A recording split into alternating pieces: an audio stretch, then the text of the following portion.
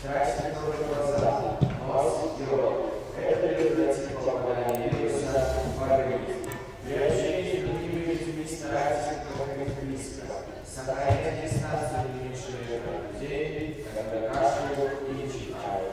Соблюдайте правила самосохранения, придерживайте шахматного порядка и выдерживайте безопасную дистанцию между местами и рядами. Будьте заботливы, дышите друг другу, не оставайтесь здоровы. Важные лидеры определили следующие стартовые составы на сегодняшний матч. Состав на матч футбольного клуба. Номер 91 – Павлович Екатерина. Номер 7 – Павлович Татьяна. Номер 8 – Качан Наталья. Номер 11 – Дудуя Екатерина, капитан команды. Номер 12 – Гендер Татьяна. Номер 14 – Надя Жучевна. Номер 21 – Харькович Валерия. Номер 22 – Шутко Украина. Номер 29 – Наталья Дарья. Номер 33 – Зураб Муса. Номер 55 – Громина Татьяна. Главный тренер команды Дудуя Екатерина. Состав нашего футбольного клуба. Номер 1 – Шанакова Мария. Номер 2 – Аскаурова Яна. Номер 7 – Сас Анна. Номер 10 – Тичу Елизавета. Номер 11 – Капитан Веселова. Номер 16 – Сурозова Милана. Номер 18 – Округ Ишина. Номер 29 – Погибаева Анастасия. Номер 25 – Эдди Ромове. Номер 44 – Богдан Валерия. Номер 99 – Купичная Сия. Сегодняшний матч обслуживает следующие бригады судей. Главный судья матча – Константинова Елена. Первый помощник судьи – Невайка Анна. Второй помощник судьи – Лещенко Ради. Четвертый судья – Савин Дмитрий. И инспектор матча – Жук Сергей.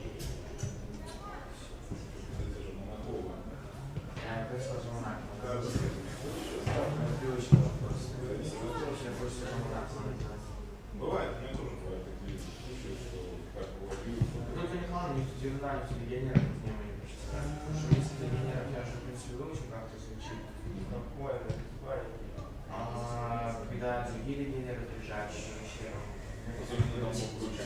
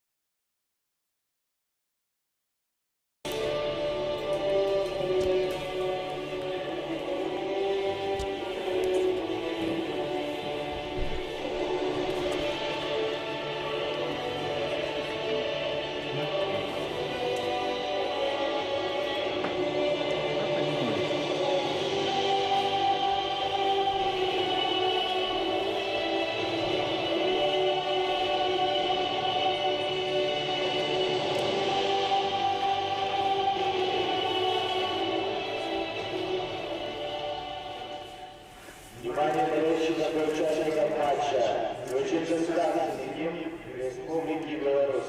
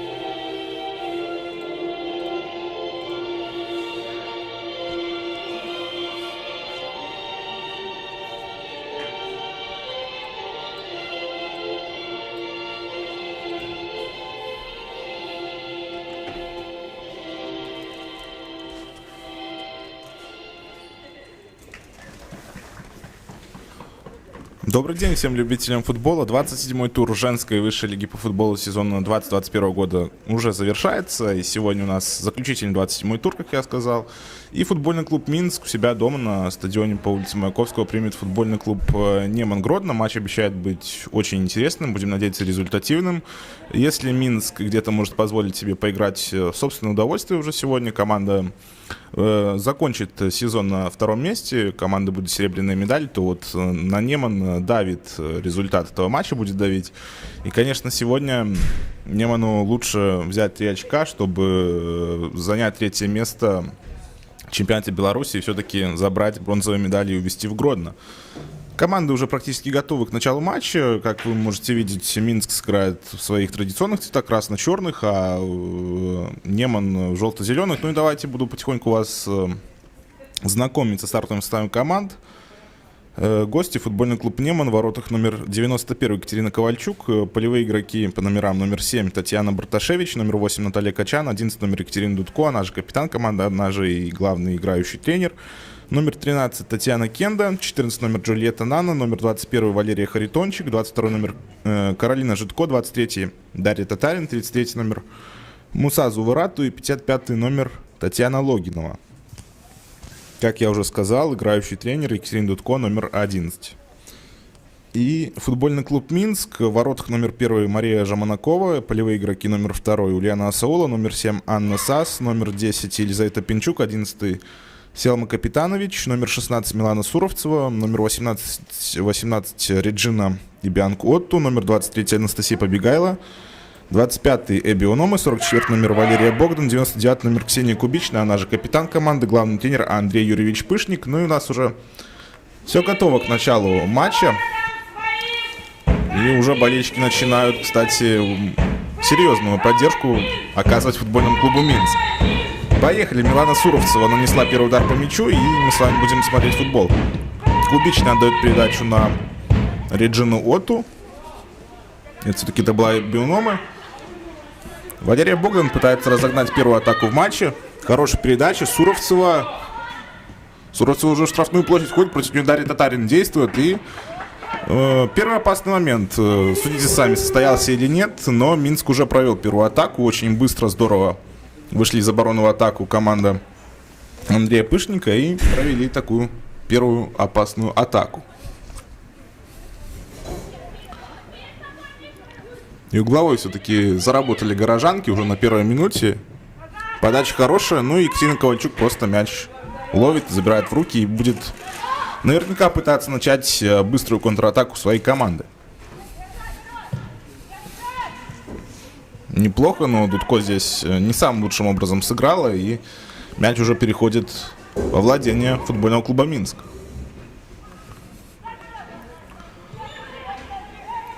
По левому флангу пока, хотел сказать, развивается атака, но пока она не развивается. Пытаются они, футболистки, в красной форме начать как раз таки эту атаку. И здесь был свисток от Елены Коноплянниковой. Кстати говоря, да, не представил вам судейскую бригаду. Главный судья сегодняшнего матча Елена Коноплянникова, ассистенты Анна Наливайко и Дарья Федченко, четвертый судья Дмитрий Савин, инспектор матча Сергей Жук, ваш комментатор Алексей Куныш.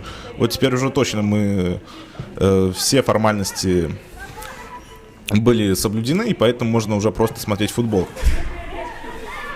Отбор мяча абсолютно чисто было сыграно, но вот здесь уже был свисток от Елены Коноплянниковой. И мяч будет футбольного клуба Минск. Ксения Кубичная им владеет.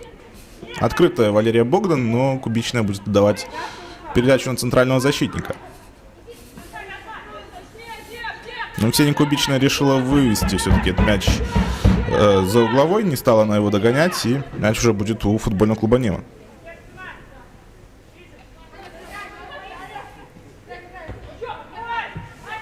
Дарья Татарин. Это уже Барташевич, и на Татьяну Логинову играет, на самого опытного игрока в своей команде. Да даже если и футбольный клуб Минск взять, то все-таки Логинова у нас второй по возрасту игрок. Первый это Эбби Онома, она 83-го года рождения, а вот Логинова на год старше.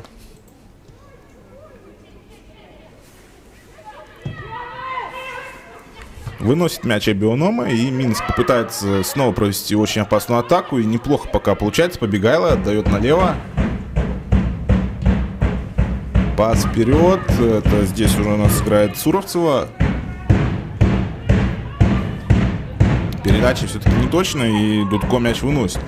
Но знаете, мне казалось, что больше с позиции сил должен будет играть именно Неман. Все-таки команда наверняка приехала сюда за победой, если команда хочет все-таки забрать бронзовые медали в Гродно. Но пока ФК Минск очень здорово владеет инициативой, играет явно первым номером. И все больше и больше пытаются нанести опасность по воротам Екатерины Ковальчук. Пинчук, передача, можно забивать, и 1-0 еще становится в пользу футбольного клуба Минск. На 4-й минуте у нас уже есть первый мяч в этом матче. Поздравляем футбольный клуб Минск. Да, обескураживающее, конечно, начало для гродненской команды. Все-таки будет очень-очень непросто. Уже даже отыгрываться надо. Причем дома играет футбольный клуб Минск очень здорово. И будет очень непросто.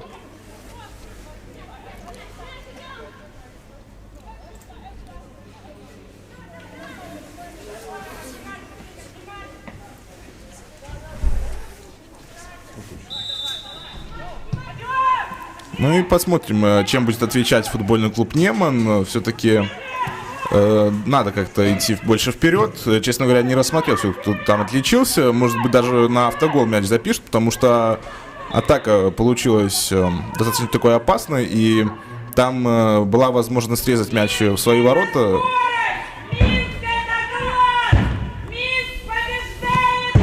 Кубичная пошла вперед, и получается такая вот своеобразная обрезка, и идет вперед футбольный клуб Неман. На газоне у нас оказывается игрок в желто-зеленой форме, по-моему, это была Дудко. Да, таки есть, это был 11-й номер.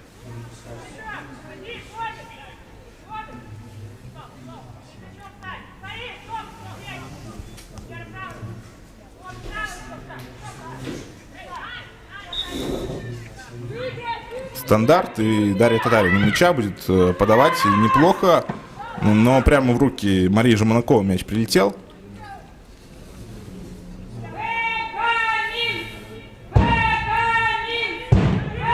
Кубичная, отличная передача вперед, налево.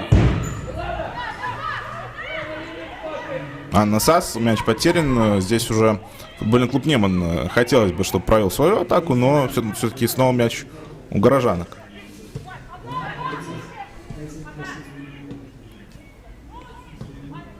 Кубичная, передача снова на Эбби-Онома. Неплохая пара центральных защитников футбольного клуба Минск. Хорошие две футболистки, одно дополняет другое, поэтому они очень уверенно действуют. Но вот так действовать не стоит. Неману можно где-то и отыграться здесь. Удар от Екатерины Дудко.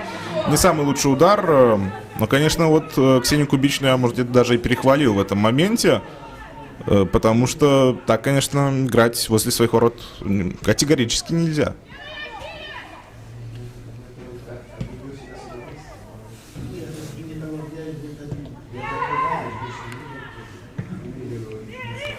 Барташевич. Здесь Суровцев навязывает борьбу. Мяч все-таки к Неману отлетает. И мяч уже у Марии Жаманаковой. У российского легионера сегодня, ну, она не считается как легионером, но тем не менее Полина Малаева сегодня осталась на скамейке запасных. Хотя у Полины, кстати, было позавчера день рождения, с чем мы еще раз ее поздравим. Пожелаем, конечно, здоровья в это для всех непростое время и побольше ярких матчей на футбольном веке. На футбольном веку даже будет правильнее именно сказать так. Ну и Неман пытается уже чем-то отвечать. Все-таки счет уже 1-0. И надо не только что сравнивать, да, а и вперед выходить. Все-таки Зорко БДУ там параллельно играет против Бобруйчанки. Кстати, отличилась у нас все-таки Милана Суровцева. Мне показалось, что может там быть мяч записан на автогол. Четко я рассмотрел со своей позиции, но все-таки Милана Суровцева забивает.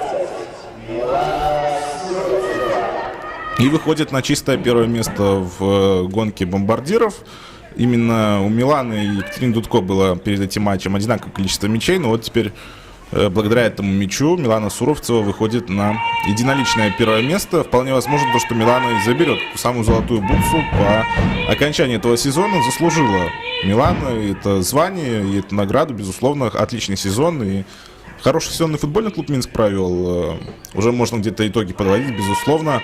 Тем более сегодня последний тур, я думаю, пройдемся за весь эфир так немножко по многим командам и будем немножко анализировать то, что вообще было у нас в этом сезоне.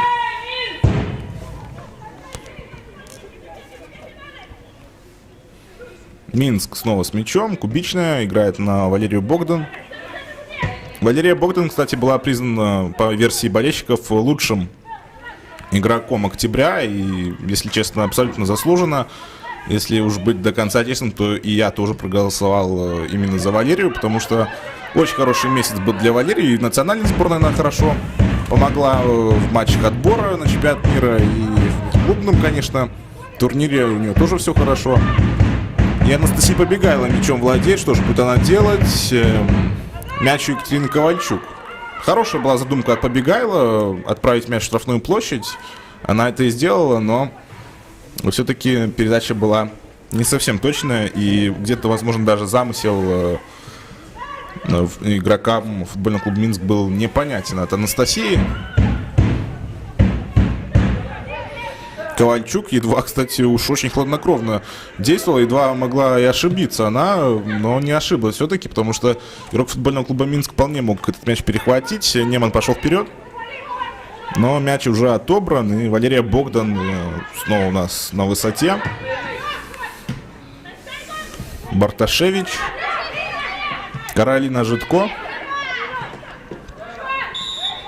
И свисток от Елены Коноплянниковой очередной. Здесь было нарушение правил.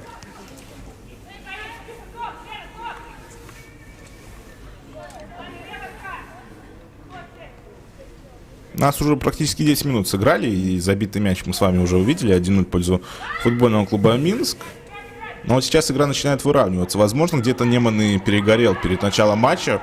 Я сегодня заранее приехал к стадиону и посмотрел за разминкой игроков. Неман, кстати, вышел на разминку на минут 10-15 раньше. Может, действительно результат давлеет, и поэтому где-то и перегорели футболистки из Гродно.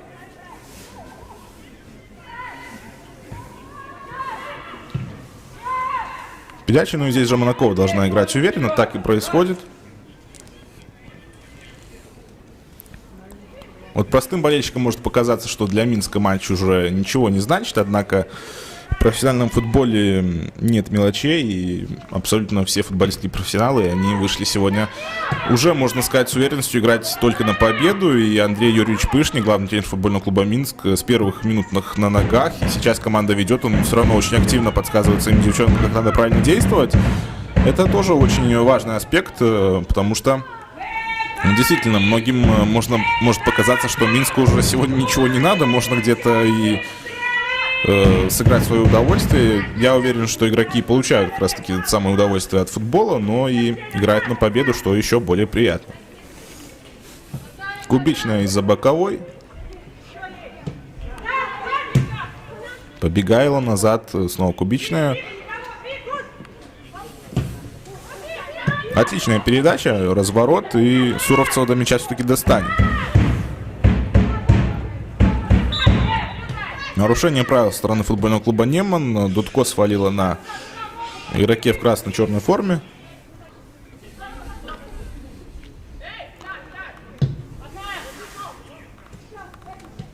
Очередную атаку, наверное, Минск готовит, позиционную. Главное, конечно, не ошибаться в передачах. Здесь все-таки передача прошла. На Валерию Богдан передача следовала, но не совсем все получилось у игрока, кто делает саму передачу.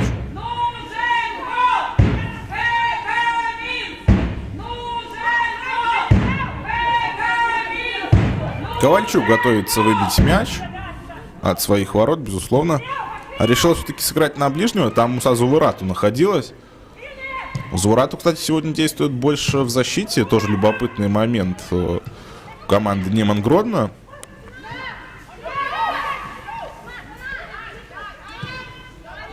Все-таки снова мяч будет у горожанок. Была борьба, но эту борьбу выиграли футболистки из города Минска. Логинова. Здесь, конечно, надо быть поаккуратнее вблизи своих ворот. Она отдала передачу назад. Здесь все правильно. Но здесь Джульетта Нанна должна ускоряться. Так и происходит. Но против нее и биономы. Никто все-таки окажется в этом моменте лучше. Лучше все-таки казалось и биономы. Хотя здесь, наверное, никто эту борьбу не выиграл. Просто мяч здорово отскочил уже к игрокам футбольного клуба Минск.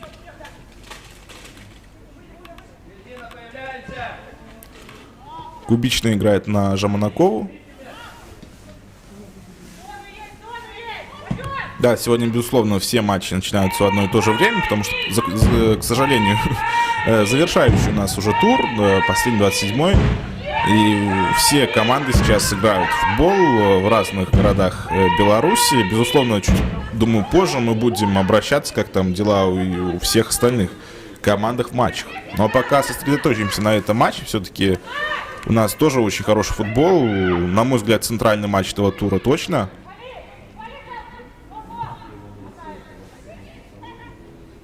Снова биономы у нас с мячом. Не торопятся футболистки футбольного клуба Минск, да и не нужно никуда торопиться. 1-0 команда ведет, все хорошо. Неману тоже еще, конечно, стоит сказать, защиту Немана, то, что времени еще очень-очень много и все может поменяться. А вот в пользу Немана.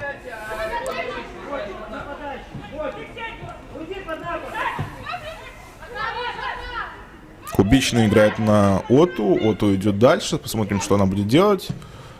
Снова открывается Богдан. Но Валерия до мяча достанет. Ох, будет тяжело команде футбольного клуба Минск удержать Валерию, я чувствую, в этом межсезонье. Потому что прогресс налицо. С каждым матчем буквально все увереннее и увереннее Валерия действует. По слухам, она уже могла перебраться и в минувшем межсезонье в клуб повыше. Причем из нашего чемпионата, я думаю, уже нетрудно догадаться в какой. Но осталось в футбольном клубе Минск. Точнее, вот как-то удалось защищать Андрею Пышнику, своего лидера, и оставить в команде. Розыгрыш углового, Побегайло. И здесь можно делать счет 2-0 вполне. А нет, это ли пенальти? Нет, можно продолжать игру. Удар по воротам. Ковальчук мяч накрывает. Игроки Минска, конечно, обращаются к Елене Коноплянниковой, но Елена очень уверенно показала, что можно играть дальше. Игроки Минска пока не успевают все вернуться на свои позиции. Это шанс для Немана провести контратаку. Пошла Кубичная в подкат и очень уверенно сыграла.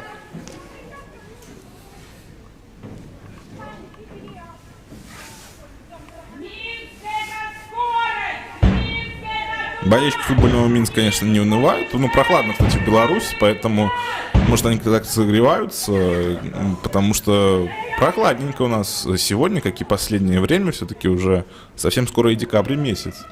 Но болельщики есть, и это приятно наблюдать все-таки, что футбол со зрителями – это самое важное, потому что футбол, он и есть как раз-таки для зрителей. Хотя очень многие говорят, что уже нет, но все-таки мы будем придерживаться той традиции, скажем так, что футбол играют именно для болельщиков. Минск попробовал по левому флангу уже атаку провести. Селман Капитанович будет вводить мяч из-за боковой. Пока что фланг, где вот Валерия Богдан действует, правый нравится чуть побольше, но вот сейчас Минский слева пытается что-то интересное придумать. Суровцева сместилась на край, и мяч все-таки ушел за пределы поля.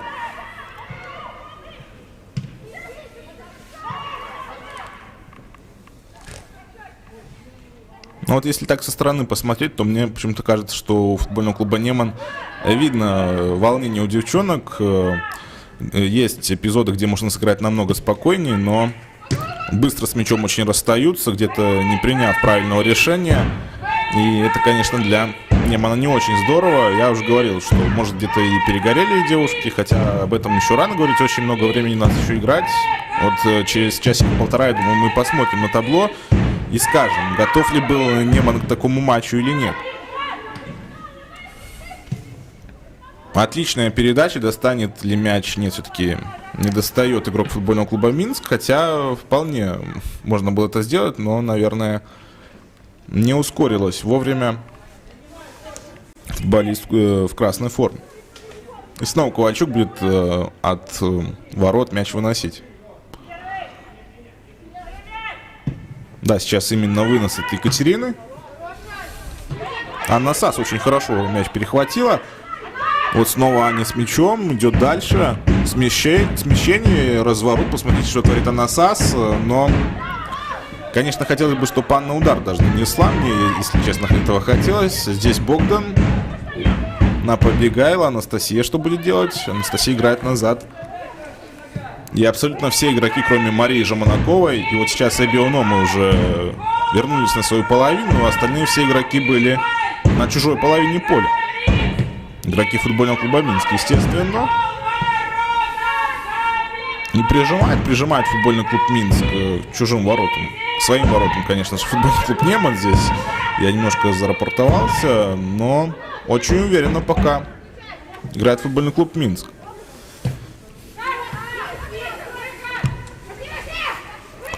Богдан против Натальи Качан. Мяч у Валерии. Прострел хороший. Мяч вынесен. Елизавета Пинчук. Отлично дриблинг. Исполнение Елизаветы. Не получается удар у Анастасии Побегайло. И мяч уже перехвачен. Татьяна Логинова здесь постаралась. Расстается с мячом Дарья Татарин. А вот в пользу хозяек сегодняшнего матча. В пользу футбольного клуба «Минск». Анна Сас, передача Побегайло. Здесь перехват следует. И вот такой вынос от Немана в надежде на то, что Джульетта Нана за мяч зацепится, но вынос был неточным. Екатерина Ковальчук очень уверенно играет. Сказала она своим партнершам, что именно она будет играть по этому мячу, и взяла мяч в руки.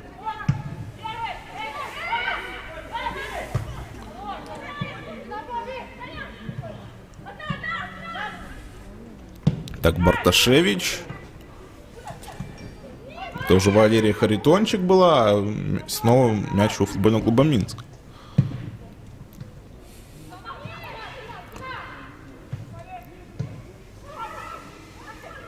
Суровцева вот на фланг больше тяготеет, именно налево. Именно чаще там мы видим 16-го номера. И неплохо у нее получается, это стоит сказать и делать. И на фланге здорово вести борьбу за мяч и продвигать его дальше. И в центре нападения, безусловно.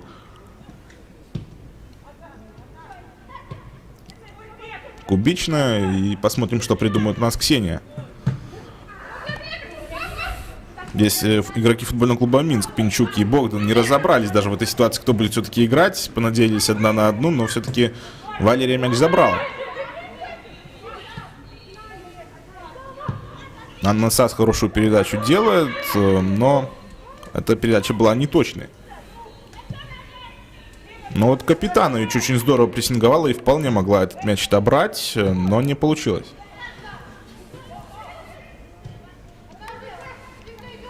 Минск снова идет вперед. Анна Сас делает передачу на Валерию Богдан. Та продолжает атаку. Анастасия Побегайла. Будет ли обыгрывать? У нее очень хороший дриблинг, очень хорошая скорость. Один из самых быстрых игроков нашего чемпионата — это Анастасия Побегайла. Причем, кстати, она самый молодой игрок у нас на поле, 2004 года рождения.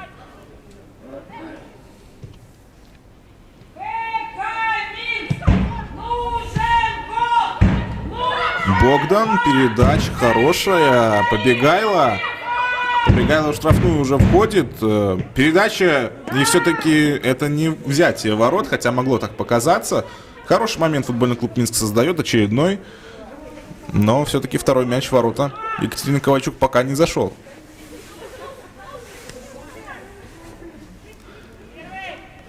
Екатерина Ковальчук снова готовит нас возобновить игру. Хороший свободный удар. И здесь, конечно, надо игрокам Немана более аккуратно действовать. Мяч уже вышел за пределы поля.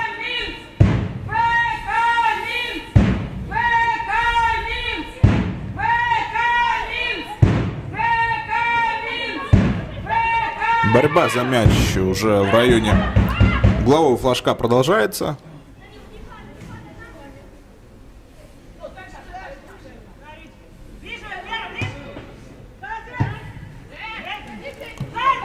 Подбор будет за футбольным клубом Минск. И вот Мария Жаманакова также у нас поиграет с мячом, а то вполне Мария могла и замерзнуть. Нет у нее работы практически от слова совсем в первом тайме. Поэтому, кстати, надо подключать игрокам полевым и вратаря тоже к игре.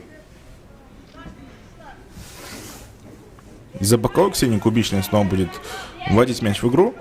Есть несколько открываний, но Ксения предпочитает бросить мяч на Елизавету Пинчук, ошибается и был зафиксирован офсайд в этом случае.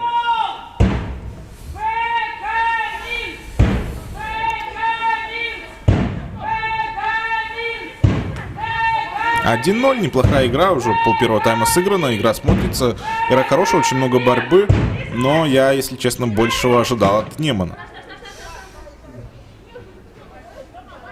Здесь, конечно, Валерий Богдан не очень приятно было, по ощущениям мяч ей сильно прилетел, но Валерия боец даже не заметила этой неудачи, так скажем, и продолжает борьбу. Суровцева, отличная передача на Анну Сас.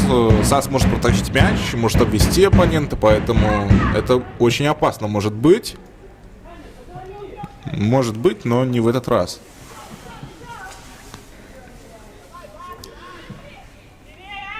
Ну и у нас снова будет Екатерина Ковальчук, будет выносить мяч, хотя, возможно, разыграет она и с ближним игроком. Нет, все-таки будет выносить. Ну, удар, кстати, у Екатерины Ковальчук хороший по мячу. Сам лично убедился, когда комментировал матч Днепр-Неман. И Екатерина выносила мяч, и в меня, кстати, попало. Причем даже очень неплохо. Но потом она, кстати, извинилась передо мной. Но я был и даже близко не в обиде. Сказал, все нормально, я же понимаю, что это футбол. Поэтому Екатерина Ковальчук тоже удар, что надо. Ну, конечно, вратарь должен очень сильно мячи выбивать от своих ворот, защищать свои ворота, поэтому это нормально. Кубичная снова у нас с мячом.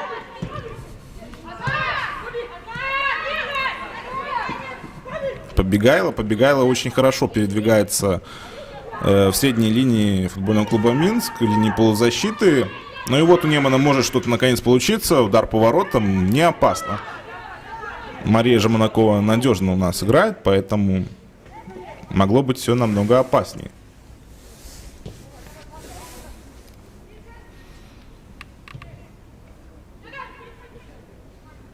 Жаманакова сыграет на Кубичную. Ксения капитан футбольного клуба Минска. Отличное возвращение получилось у нее в Беларусь. Все-таки помним, что прошлый сезон у Ксении получился на загляденье, и уехала она в Россию.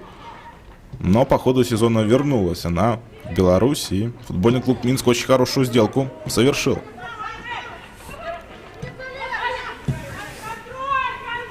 Суровцева, у нее хорошая скорость, и, конечно, эта скорость будет играть на руку футбольному клубу Минск. Валерия Богдан, но Ковальчук все-таки первый на мяче.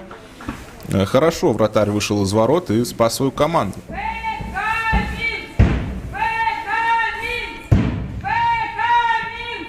Если честно, кажется, что футбольному клубу Минск сегодня ведет борьбу как раз-таки за медали.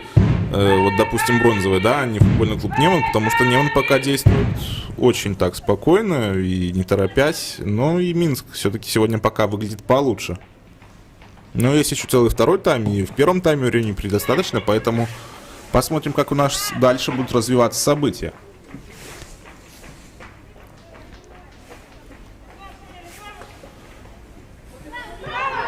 Уже 26,5 минут у нас сыграно. Пока Минск ведет, причем ведет очень уверенно и контролирует игру абсолютно.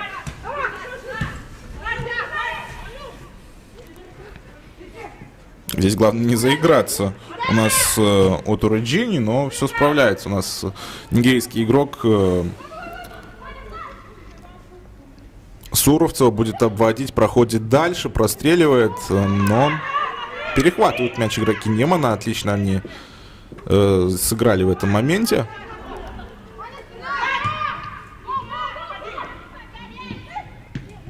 Суровцева, но здесь, конечно, не дадут Милане. Хотя Милана, посмотрите, выиграла борьбу за мяч все-таки, побегала. Передача хорошая, Капитанович играет уже назад, Ульяна Асаула. И здесь уже позиционная атака у нас будет. Кубичная, абсолютно все игроки, кроме вратаря, на половине футбольного клуба Неман.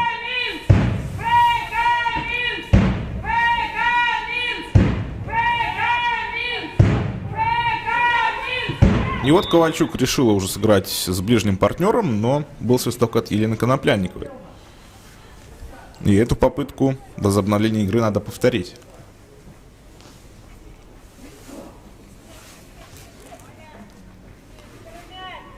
И на сей раз уже Екатерина будет мяч выбивать. Абсолютно уверен в этом, потому что видно было по разбегу, и все игроки отошли подальше. Никто не открывался, и поэтому пришлось Екатерине мяч выбивать. Отлично. Джульетта Нана, но все-таки не будет на первом мяче. Здесь же Монакова все контролирует. Могло получиться у Немана провести очень опасную атаку, но была передача засильная, и вратарь футбольного клуба Минска очень хорошо прочитал эту ситуацию и был первым на мяче. Логинова достала здесь Побегайло, поэтому встреча остановлена. Логинова извиняется, кстати, перед Побегайло. Ну и все нормально у нас с Анастасией. Будет продолжаться навстречу.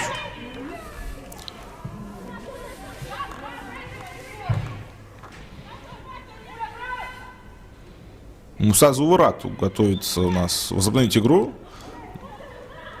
Так, здесь какая-то у нас помеха получилась.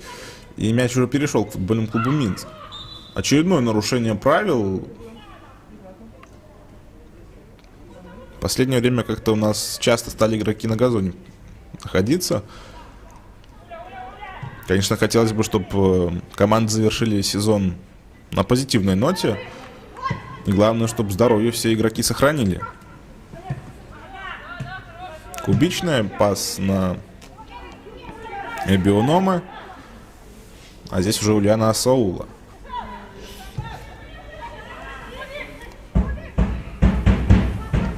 Минск мчится в свою очередную атаку. Мяч у Екатерины Ковальчук, она, видимо, даже в руки его брать сейчас не будет. И никто не набегает на вратаря. Вот сейчас делает Елизавета Пинчук, и теперь Екатерина Ковальчук мяч в руки забирает.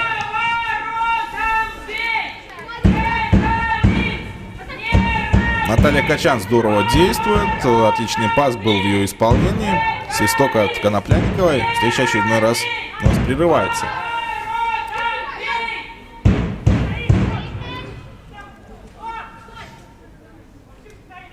Дарья Татарин у мяча. Посмотрим, что придумает 23-й номер Немана. Наверняка будет подавать. А вот так вот решила она сыграть, скажем так, низом. Наверное, зря. САС здорово пошла вперед. Суровцева отлично в подкате. Красиво действует от Миланы. И вот так вот очень мощно в аут выносит игрок Немана этот самый мяч.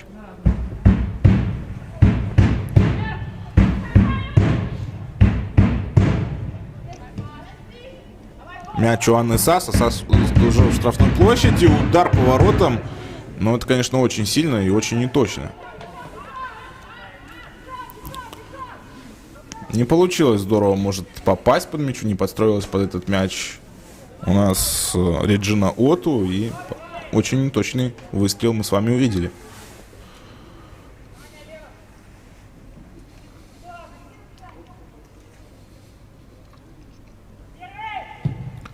Ковальчук мяч выносит. Выносит, кстати, точно, но было касание головой от игрока Немана, и мяч уже перешел к Минску. Хотя снова вот такие неточные передачи, и мяч оказывается у Немана.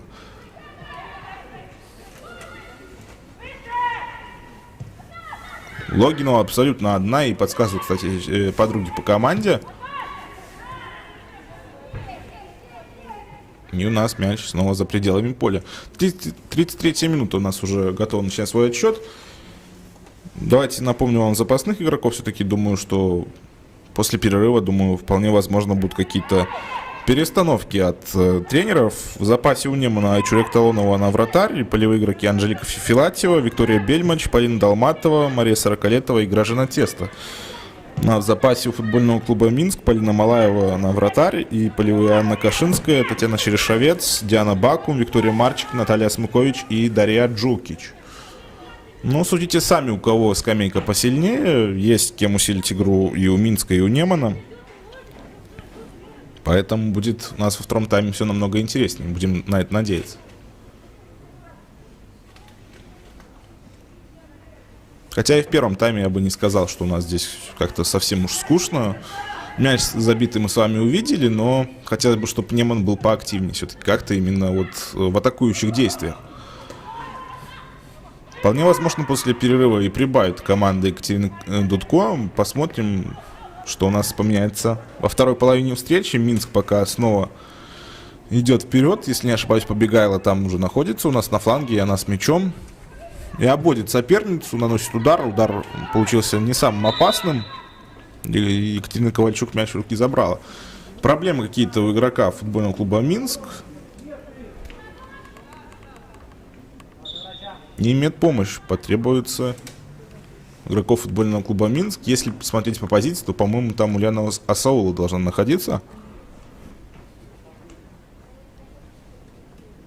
Я уже говорил, что не хотелось бы, чтобы именно в последнем туре кто-то получал у нас эту самую травму. Будем надеяться, что все будет хорошо.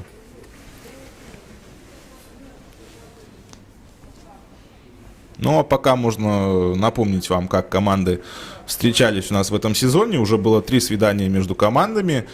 2 в чемпионате, 1 в Кубке Беларуси. Все 3 раза Минск оказался сильнее. В начале сезона Минск на этом же стадионе обыграл футбольный клуб Неман в первом круге со счетом 6-0. Отличная была победа у команды Андрея Юрьевича Пышника. Кстати, это была действительно Ульяна Саула, второй номер. Но вот все нормально, она уже за пределами поля. Я думаю, что совсем скоро она встречу продолжит.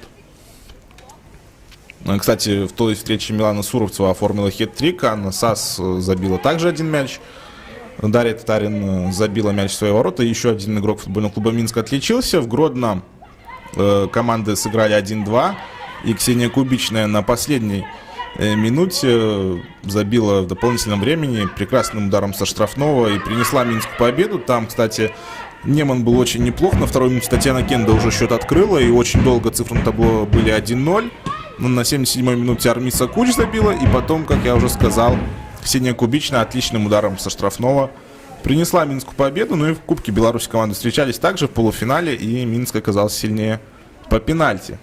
Тоже цифры были на табло очень долго 1-0. Потом 1-1. Ну и по пенальти все-таки Минск прошел финал, где, как мы помним, команда Пышника уступила 0-5 Динамо ГУФК.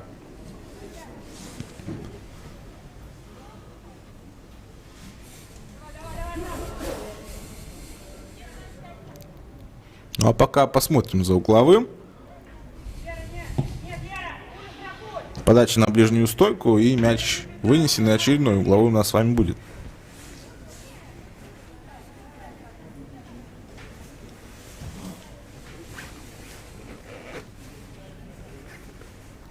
Для футбольного клуба Минск, конечно, очень важно еще один мяч в ворота соперника отправить и с более уверенным счетом уйти на перерыв. Хотя многие футбольные специалисты говорят, что при счете 2-0 как раз таки наоборот. Команда становится уже более расслабленной. Это самый опасный счет в футболе. Если при счете 1-0 команда, которая лидирует, практически всегда собрана, играет в любом моменте на 100%, то где-то при счете 2-0 команда уже начинает расслабляться, где-то какое-то недобегание, где-то еще что-то. И соперник, конечно, очень быстро может за это наказать. Для Немана, конечно, хотелось бы с равными цифрами на табло уйти на паузу, но пока сделать это не получается. Ксения Кубичная.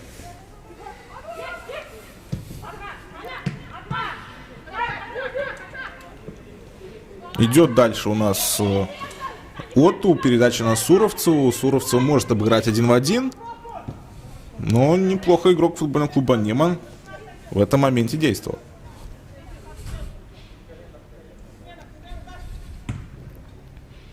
Это Дарья Татарин, 23 номер. Вот, наверное, у Немана по первому тайму именно Дарью Татарин я бы отметил.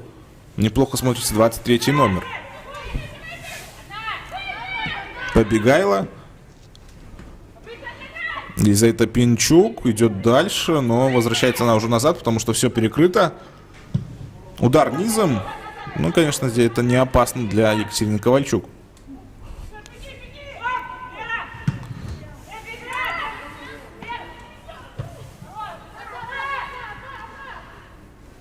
Селма Капитанович, кстати, она вызвана в сборную Боснии и Герцеговины на матче сборных. Это, конечно, очень важный аспект. Но Селма Капитанович неплохо вписалась в структуру футбольного клуба Минск, в игру команды. Мяч, кстати, в руку здесь попадает, можно продолжать атаку. Мяч попадает в руку игроку футбольного клуба Минск. Там был. И на газоне, кстати, игрок футбольного клуба Минск снова оказывается. Только на этот раз уже не Асаула, а другой игрок. И у нас Коноплянникова подбегает к игроку, чтобы спросить, что там было и как себя чувствует Милана Суровцева. Лучший бомбардир нашего чемпионата, пока единоличный бомбардир. Напомню, что в гонке снайперов до этого матча у Суровцева и Дудко было одинаковое количество мячей, но уже благодаря этому мячу Милана Суровцева вышла на первое место в списке бомбардиров.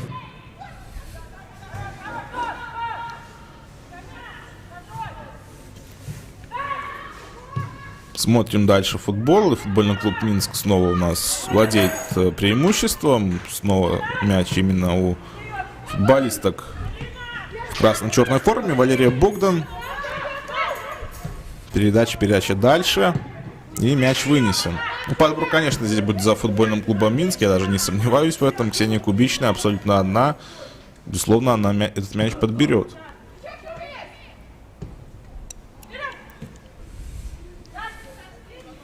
Очень хорошо футбольный клуб Минск, игроки, вот где Валерия Богдан, Анна Сас, они очень хорошо понимают друг друга. И сразу, если один игрок пойдет вперед, допустим, второй возвращается, они могут поменяться позициями.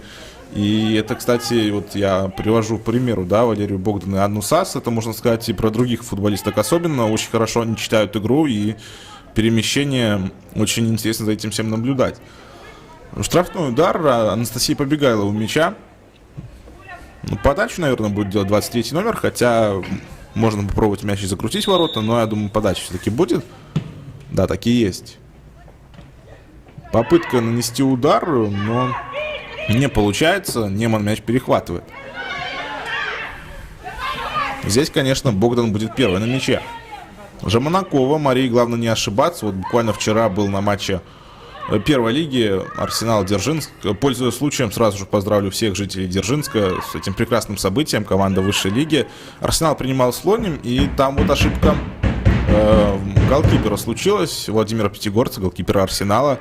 При счете 1-0 не очень уверенно сыграл вратарь. Нападающий футбольного клуба Слоним постоянно прессинговал всю игру голкипера и вынудил его ошибиться, Пятигорца, и отправил мяч в ворота, сделав счет 1-1, но все-таки потом Арсенал победил и забрал золотые медали в Дзержинске. Посмотрим, как в следующем году Дзержинский Арсенал будет выступать в элитном дивизионе нашей страны.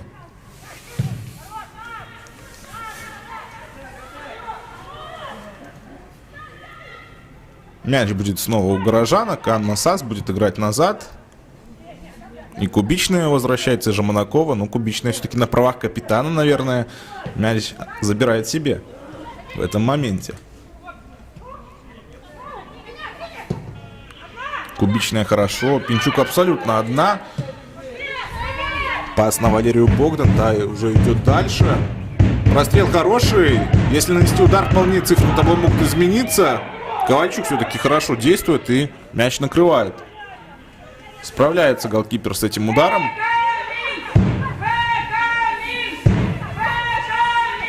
Болельщики продолжают поддерживать футбольный клуб Минск. Не знаю, с Гродно, наверное, никто все-таки не доехал у нас до столицы. А вот Минску поддержку хорошо организовали зрители.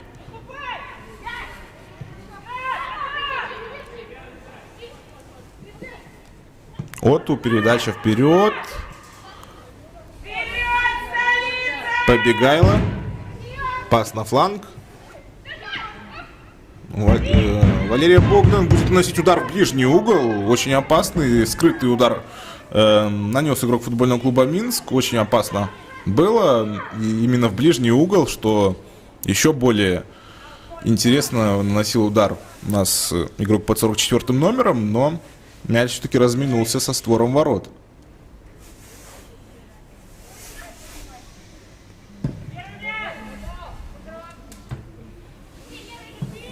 Кубичная, ну и там, кстати, Жаманакова даже подсказывает Ксении, что сыграй на меня, потому что тебя прессингуют. Так и делает Ксения.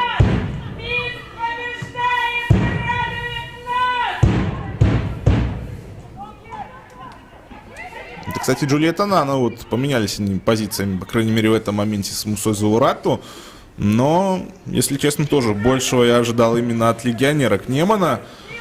В этом матче, когда вот команде обязательно кровь из носа нужна победа, легионерки должны очень хорошо себя проявлять. Все-таки это шанс заработать и контракт на следующий год. Не знаю, останется ли Джульетта Нана ему за Заурату в Немане. Неплохие игроки для нашего чемпионата. Но вот если, к примеру, Брестская Динамо, с Брестским Динамо, сборной Гомельской области, все получается у этих девушек, то вот когда Неман играет против Динамо ГФК, против футбольного клуба Минск, там, к примеру, Днепру, там, то не все получается у этих чернокожих девушек, поэтому им тоже надо прибавлять.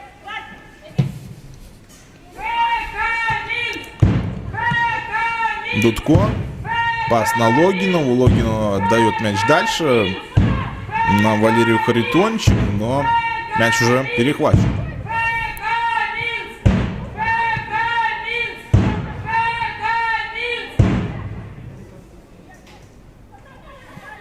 Мяч у Немана, кстати, хотя, если честно, думал, что будет мяч у футбольного клуба Минск, но молодцы девчонки в желтой форме и отобрали этот мяч в том эпизоде. А сейчас уже мяч у Марии Жаманаковой. Подходит к завершению у нас первый тайм, уже 45-я минута. Совсем скоро узнаем, будет ли добавлено время к первому тайму. Суровцева. Мяч перехвачен, Заурату играет на Татьяну Логинову. И ошибается Логинова, подкараулила эту ошибку Селма Капитанович. Засильно Капитанович дала мяч на Суровцеву, по-моему, и мяч ушел за пределы поля. Дмитрия Савина в руках уже появляется табло. Дмитрий Савин, четвертый судья матча. 1 минута у нас добавлена к основному времени первого тайма. Были небольшие паузы, мне кажется, абсолютно верное решение, что именно 1 минута у нас добавлена к основному времени первого тайма.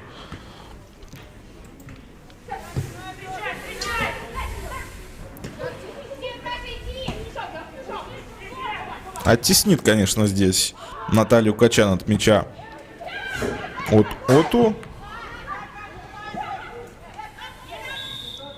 Свисток от Елены Конопляниковой, было нарушение правил. Ну и вот шанс Неману отыграть этот пропущенный мяч. Екатерина Дудкова мяча. Подходит Татьяна Логинова, но я думаю, что именно капитан и играющий тренер Екатерина Анатольевна Дудко будет даже, возможно, бить по воротам. Вполне можно приложиться. Так и есть удар по воротам от Екатерины Дудко. Мяч прошел мимо ворот, но достаточно опасно было.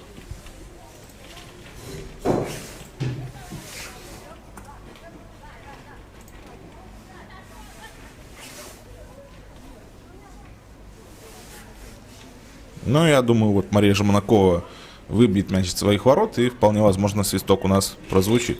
Да, так и есть. После первого тайма Минск идет у Нема на 1-0, никуда не уходите. Через минут 15 вернемся и будем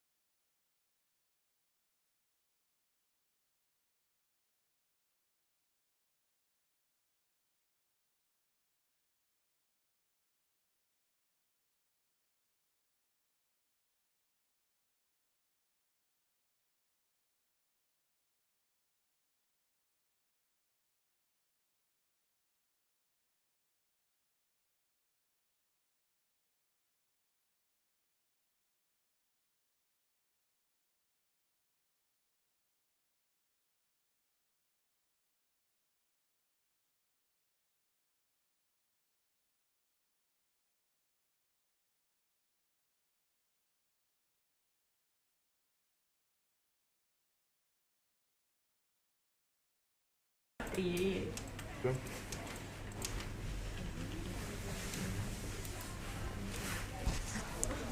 Мы возвращаемся вот так вот вовремя на стадион футбольного клуба Минск. Второй тайм матча Минска Неман уже стартовал. 1-0 после первого тайма. Минск ведет. Милана Суровцева на 4-й минуте единственный мяч пока забила. И произошла уже замена в составе футбольного клуба Минск. Дарья Джукич, номер 20, на поле появилась вместо Сельмы Капитанович, номер 11. Это замена футбольного клуба Минск. Давайте сразу же напомню вам составы команд. Футбольный клуб Неман в воротах номер 91 Екатерина Ковальчук, номер 7 Татьяна Барташевич, 8 номер Наталья Качан, 11 номер Екатерина Дудко, капитан команды, она же играющий тренер, 13 номер Татьяна Кенда, номер 14 Джульетта Нана, 21 номер Валерия Харитончик. Может быть опасно, и знаете, по-моему, это пенальти, да, 11-метровый, я так понимаю, назначает у нас Елена Коноплянникова. И сразу же медицинская бригада у нас отправляется на помощь к игроку футбольного клуба Неман. Пока эту помощь как раз таки будут оказывать, продолжу состав. Номер 21 Валерий Харитончик, номер 22 Каролина Житко, 23 номер Дарья Татарин, номер 33 Муса Зуварат, номер 55 Татьяна Логинова, играющий тренер команды, номер 11 Екатерина Анатольевна Дудко. Так, посмотрим, чем здесь все у нас завершится, и уж тогда пройдемся по составу футбольного клуба Минск. Неман у нас, разумеется, выступает в желто-зеленой форме, а Минск в красно-синий. Ну и вот то, чего я ждал в первом тайме от футбольного клуба Неман, что более агрессивно, девушки должны действовать. Сразу же с первой минуты второго тайма пошли и заработали 11-метровый. Екатерина Ковальчук покинула ворота и пришла в штрафную площадь уже другой команды. Неужели у нас вратарь будет исполнять? Нет, подсказала она что-то игроку футбольного клуба Неман. Но, разумеется, наверное, в какой угол лучше бить. Посмотрим, 11 метров. Вполне возможно, цифры на табло станут другими. Удар по воротам, и 1-1. Неман отыгрывает этот мяч. Делает это Екатерина Дудко.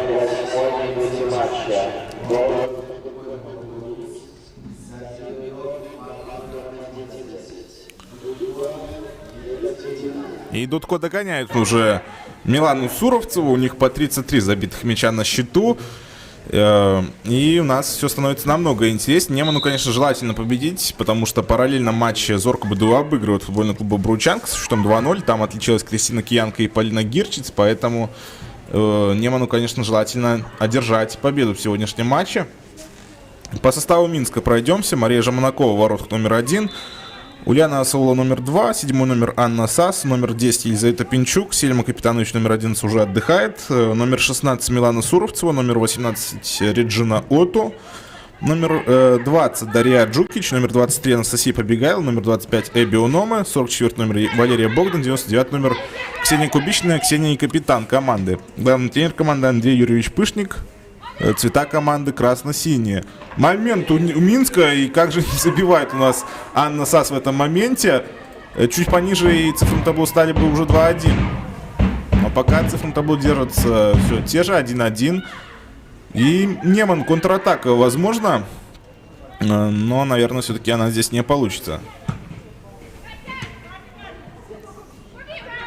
Но вот это уже совсем другой Неман вышел у нас на второй тайм. Такой Неман нам нужен, и мы как раз, лично я, по крайней мере, ждал в первом тайме таких действий от команды из Гродно. Джульетта Нана против Ульяны Асаула. Асаула немножко прихватила, но Нана все равно уходит дальше, делает передачу хорошую, но перехват случается. Джукич на Валерию Богдан, и Валерия здесь должна немножко успокоить у нас игру и успокоить в первую очередь футбольный клуб Минск, потому что Неман пошел большими силами вперед. Ну, конечно, ничья, и ничья для Немана. Если Зорко все-таки одержит победу над Бобруйчанкой, то Зорко у нас будет третья. В онлайн-таблице у Зорки 52 балла, у Немана 51. Так что вы все прекрасно понимаете, что Неману желательно сегодня победить. А это шанс футбольного клуба Минск. Суровцева Удар и 2-1. И какой красивый мяч у нас забивает Анна Сас. Ну, просто потрясающий удар, потрясающая передача и красивейшее завершение этой атаки. Минск впереди 2-1.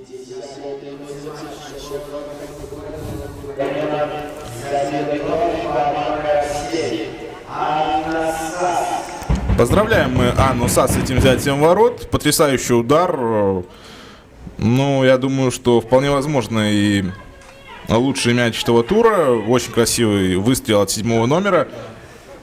И 2-1 Минск впереди. И надо Неману снова уже отыгрываться. Вроде бы только отыгрались, и все, казалось бы, у Немана будет нормально. Но вот Минск ответил своей атакой и забитым мячом. Поэтому надо снова Неману даже отыгрываться. Пинчук, передача Анна Сас. Дальше, ну, до Суровцева все-таки до мяча не доберется.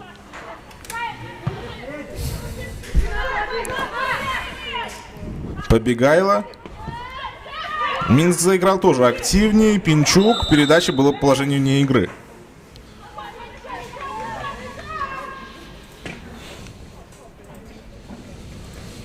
У Анны Сас это, кстати, 23-й забитый мяч. У нее 23 плюс 18 в этом сезоне по системе гол плюс пас. Это, конечно, потрясающие цифры. Но Анна Сас тоже в этот сезон провела на блестящем просто уровне. Вполне возможно, тоже уже по этой юной девушке будут предложения от зарубежных команд. Почему нет?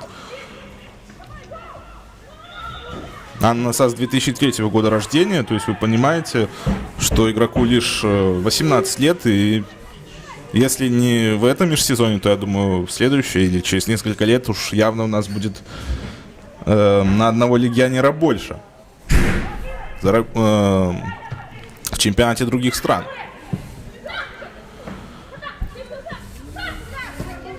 Ну и Неман. Вот теперь надо снова команде Екатерины Дудко идти вперед. Вот так же, наверное, как они пошли с самого начала второго тайма вперед. Заработали 11-метровый, забили его и сразу же в следующей атаке пропустили. Тоже такое случается.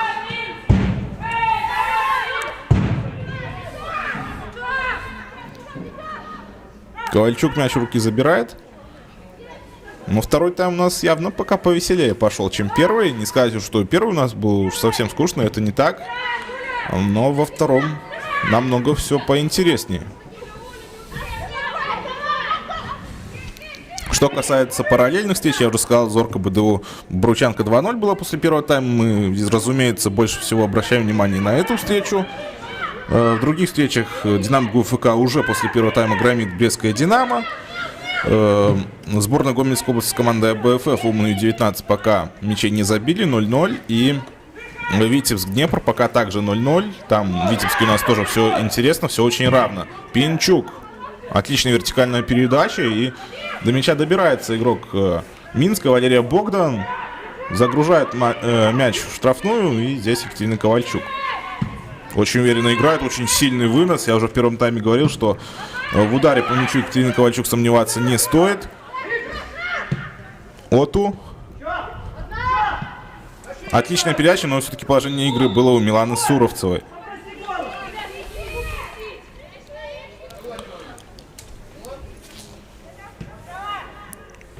Если вот у футбольного клуба Минск замена уже произошла одна, вот Неман пока замен не делает, хотя есть в запасе даже Полина Долматова. Хороший форвард, но причем даже с российским паспортом, хотя она не считается за легионерку в нашем чемпионате, но тем не менее пока Долматова на скамейке запасных. Да и та же Гражина Тесто, игрок линии атаки. Но все-таки Гражина Тесто больше у нас выходит как раз-таки на замену в этом сезоне. Ну, возможно, и дадут ей поиграть сегодня. Но, честно говоря, не уверен. Но вот Полина Долматова просто выделяется на фоне запасных игроков. И я очень жду 18 номера на поле. Возможно, у Немана будет больше вариативности в атаке. Кубичный оставляет мяч Жаманако. Мария сама попросила Ксению, чтобы она и оставила мяч, потому что Ксению снова прессинговали. Побегайло. А Саула играет на Эбионома. Интересно, останутся ли легионерки у Немана, я говорил в первом тайме. То же самое касается футбольного клуба Минск. По некоторым я не сомневаюсь, что, скорее всего, они останутся, а вот по некоторым есть вопросы. Я думаю, вы понимаете, о ком идет речь. Одна легионерка, не совсем вписалась, мне кажется, в игру футбольного клуба Минск. И, разумеется, я веду это о Дарье Джукич. Разговор, есть вопросы и от простых болельщиков по этой девушке, есть вопросы, насколько я знаю, и от футбольных специалистов. Возможно, надо время на адаптацию. Может, в следующем сезоне даже Дарья Джукич покажет себя во всей красе в нашем чемпионате. Мы будем только рады. Это уже, можно сказать, с уверенностью. Жаманакова на Ульяну Асаулу. Побегайла.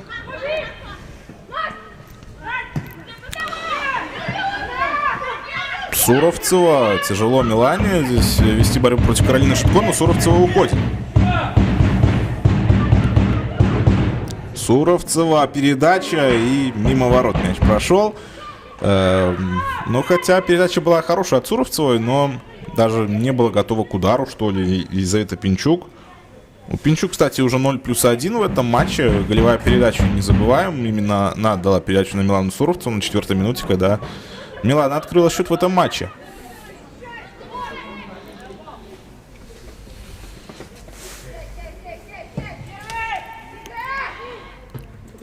Пинчук, кстати, забивал ворота футбольного клуба Неман в этом сезоне, когда 6-0. Здесь Минск победил в первом круге чемпионата. Елизавета также забитым мячом отличилась. Муса Зуварату у мяча.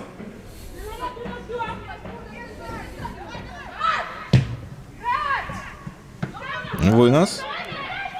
Логинова мяч теряет. Дарья Джукич. Хорошее действие от Дарьи. Кстати, вот именно Дарья Джукич, а не Дарья. Вот именно так правильно произносить имя этой черногорской футболистки. Ковальчук первый на мяче, хотя Суровцев до последнего бежала в надежде то, что именно у нее мяч окажется. Но голкипер Немана на высоте был в этом моменте. А это нарушение правил со стороны игрока футбольного клуба Минск. Свисток от Елены Коноплянниковой. Также судейская бригада этого матча, еще раз напомню: Елена Коноплянникова главный судья, ассистенты Анна Наливайко и Дарья Федченко, четвертый судья Дмитрий Савин, инспектор матча Сергей Жук. И вот напомнил и также, кто у нас сегодня за справедливость на футбольном поле.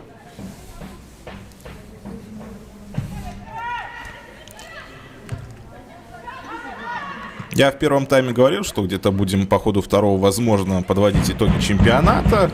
Если коснуться футбольного клуба Минск, хороший сезон, безусловно, с учетом тех проблем, которые были у команды в межсезонье, то, на мой взгляд, этот сезон получился не просто хорошим, а очень хорошим. Серебряные медали, финал Кубка, Суперкубка, и это, конечно, здорово. И достойное выступление в Лиге Чемпионов. Там, конечно, не все получилось, но, тем не менее, достойно выступили горожанки. Я думаю, что в следующем сезоне Минск будет намного сильнее. Этот костяк, я думаю, останется в команде, и они, безусловно, будут еще более развиваться. Я думаю, будут и хорошие подписания. Тем более, что ряд игроков находится в арендах. Та же Елизавета Гиба, Карина Товаревич. Поэтому я думаю, что Мария Толстая также. Поэтому я думаю, что Минск будет развиваться также семимильными шагами, и все будет хорошо.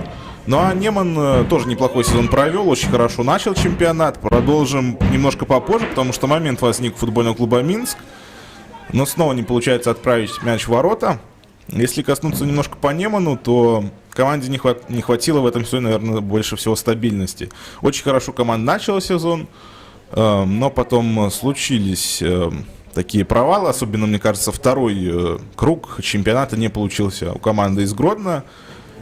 Но, видим, и раз команда борется до последнего тура за медали, то все неплохо. Я думаю, что Неман тоже в следующем сезоне будет у нас посильнее, и чемпионат будет у нас еще более интересным.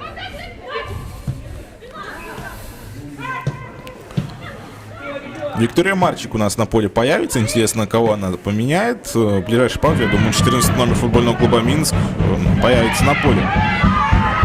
Можно играть. Суровцева делает передачу. Анна Сас, это уже Побегайло. Подача от Анастасии, замыкать нужно. Хороша Екатерина Ковальчук. Очень раздосадован в том числе и Андрей Пышник, главный тренер футбольного клуба Минск. Замена Ульяна Асаула поле покидает, Виктория Марчик на поле появляется. Но вот у Ульяны было небольшое повреждение в первом тайме. Надеюсь, что просто замена, без всякого повреждения здесь обошлось. Но посмотрим, узнаем, что там после матча у Ульяны по здоровью. Но, на мой взгляд, визуально кажется, что все хорошо. Ну и пожелаем удачи Виктории Марчик в эти 30 минут. Заключительные 30 минут сезона. Решили разыграть угловые футболистки Минска. Подает Побегайло. Перехватывают мяч игроки Немана. И вот Виктория Марчик. Первое касание в этом матче от 14 номера. Уверенно сыграл Виктория. Также и Валерия Богдан в этом моменте. Риа Джукич. Но Джукич пока неплохо сегодня на поле вышла. Есть очень хорошее действие 20 номера. Марчик, передача. Елизавета Пинчук.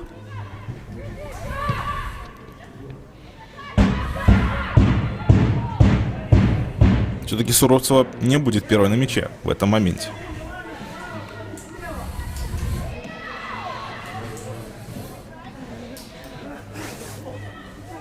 Смотрим дальше, что у нас на поле. У нас будет очередной аут.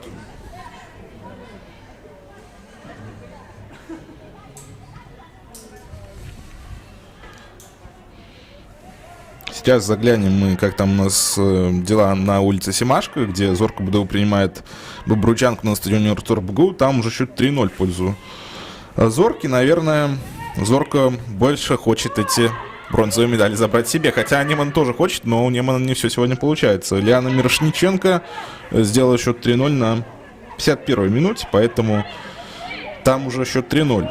Витебский Днепр пока также играют в 0-0, как и Гомельская область со сборной до 19 лет. Ну а Минская Динамо ГУФК, если быть до конца уже точным, еще больше забивает ворота Брестского Динамо. Там уже цифра табло 0-10. Но у нас пока 2-1. У нас, наверное, самый такой упорный матч в этом туре. Хотя вот Витебский, там тоже забитых мячей нету команды. Серьезно, видимо, настроены завершить сезон на позитивной ноте. То же самое касается и матча в Гомеле. Там тоже 0 на табло. У нас уже 3 мяча было забито. Я думаю, что вполне возможно еще взятие ворот будут зафиксированы.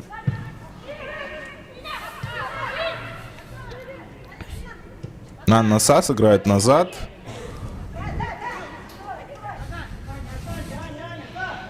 Эбионома.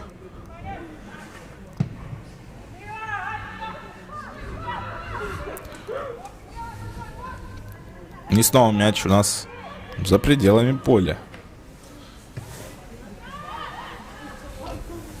В тяжелую ситуацию попадает сейчас Неман. Надо забивать 2 мяча и не пропускать. А Минск все-таки играет более в атаку. Это очень-очень тяжело будет Неману забрать бронзовую награду себе. Драгоценный металл, возможно, останется в Минске. И если Зорко возьмет бронзу, получается, все 3 минские команды, они все медали заберут себе. Кубичная.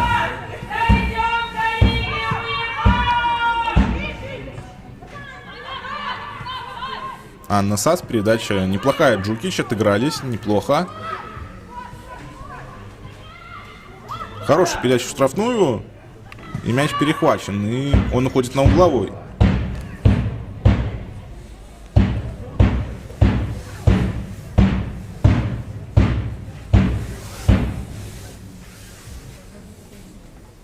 Отправляется Анастасия Побегайло исполнять стандартное положение. И игроки все больше и больше подтягиваются к воротам Екатерины Ковальчук. Даже Мария Жамонакова вышла в район центрального круга. Как Мануэль Нойер. Действительно, Мануэль Нойер — это, наверное, самый такой вратарь, кто любит далеко выходить из ворот. Дарья Джукич. Ну вот я немножко и покритиковал Дарью за этот сезон, но сегодня 20-й номер очень неплохо вошла в игру. Постоянно она практически на мяче и, возможно, хочет остаться в футбольном клубе Минск. Я уже говорил, что важно получить новый контракт всем легионеркам, всем и другим футболисткам, безусловно, но людей с другим паспортом, не белорусским, это касается в первую очередь. Виктория Марчик хорошо отдала пас, но мяч у Неман. Но здесь, наверное, все-таки та же Виктория Марчик не будет мяч догонять, она выпустит его за пределы поля. Кубичная.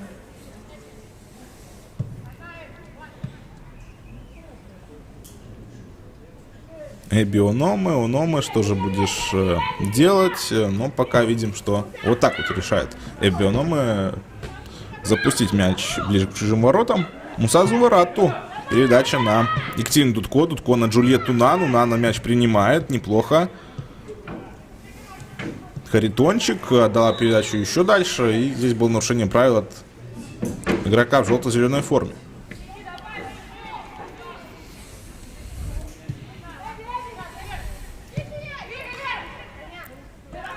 Богдан, двигай Лера, я слышу, говорят подруги по команде. Лера и двигает мяч дальше. Суровцева, конечно, здесь вернется назад и мяч подберет. Пинчук. Задумка была хороша Суровцева, и отыграться в стеночку, но не получилось по исполнению.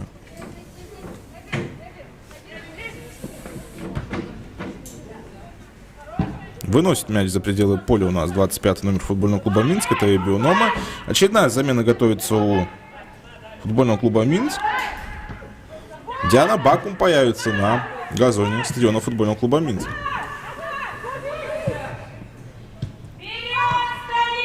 Пинчук будет первым на мяче. Елизавета будет убирать соперницу. Можно бить по воротам. Удар от Елизаветы Пинчук. И хороша Екатерина Ковальчук. Вот Пинчук, Ковальчук было сильнее в этом эпизоде.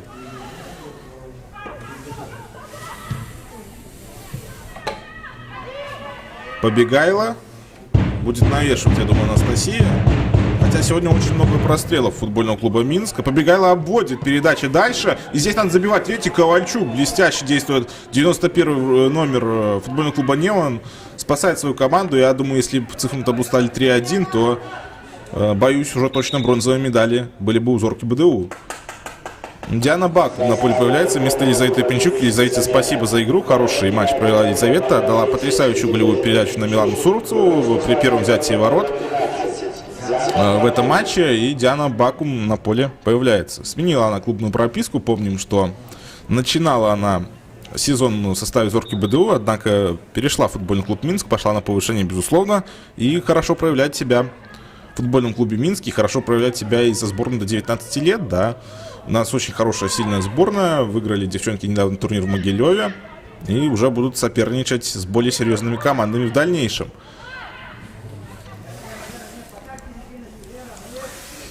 Вот, кстати, я на секундочку задумался. Диана Бакум, игрок Зорки БДУ в этом сезоне футбольного клуба Минск. Если Зорка БДУ возьмет бронзовые медали, то Диана Бакум должна получить 2 медали. Серебряную и бронзовую. Серебряную как от игрока футбольного клуба Минск, а бронзу также от игрока как игрок Зорки БДУ. Все-таки полсезона Диана защищала цвета Зорки.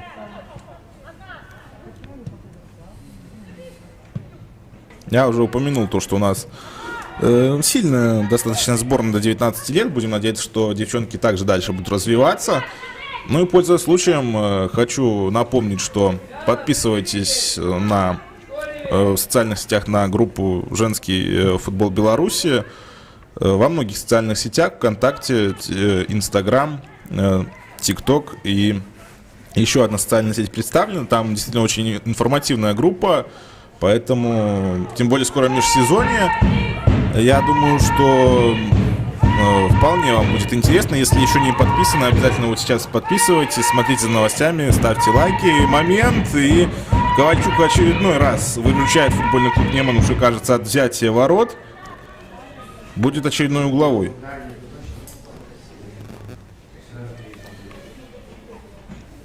Ну, ВКонтакте, Инстаграм, Телеграм и ТикТок. Вот в таких социальных сетях есть группа «Женский футбол Беларусь». Я уже сказал, она очень информативная. Тем более, я думаю, в межсезонье мои коллеги также будут вас постоянно информировать всеми новостями из мира женского футбола нашей страны. Поэтому обязательно подписывайтесь, если еще этого не сделали. Вам понравится, это могу я вам пообещать точно.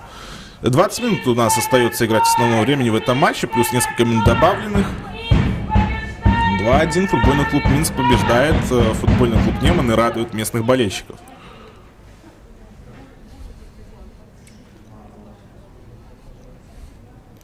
Пауза у нас в игре образовалась. У нас ничего не меняется в параллельных матчах.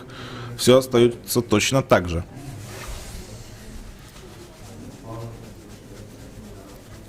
Ну и снова можно порассуждать о этом сезоне. Сезон, конечно, получился интересным. На мой взгляд, самый интересный матч как раз-таки выдал футбольный клуб Минск. Противостояние с Динамо ГУФК, когда 2-3 победила все-таки Динамо на последней дополнительной минуте. Или где-то на дополнительной точно, может не на последней, но все-таки уже в добавленное комментированное время второго тайма Анна Пилипенко принесла победу Динамо ГУФК, и 2-3 Динамо победила. А так ФК Минск неплохо зарубался в этом сезоне Динамо ГУФК. Может быть, не все получилось в последней встрече, где 4-0 команда проиграла, и в финале Кубка 0-5. А вот где 2-3 на стадионе Трактор команды сыграли, и 0-3 в первом круге, то Минск был очень хорош. Мне лично очень понравился, и я уже сказал, что надеюсь, что Минск в следующем году будет еще сильнее, и уже у нас будет действительно настоящая борьба за чемпионство до последнего тура. А почему нет? Суровцева сыграет назад. Жаманакова. Там Виктория Марчик у нас здесь тут на фланге. А это Эбби Онома. Конечно, не хочется, чтобы Неман смирился с тем, что не удастся сегодня победить им в этом матче. Все-таки нам очень нужна интрига до последнего буквально мгновения за эти самые бронзовые награды. Интересно всегда было смотреть, когда команды ведут такую вот заочную борьбу за драгоценные награды.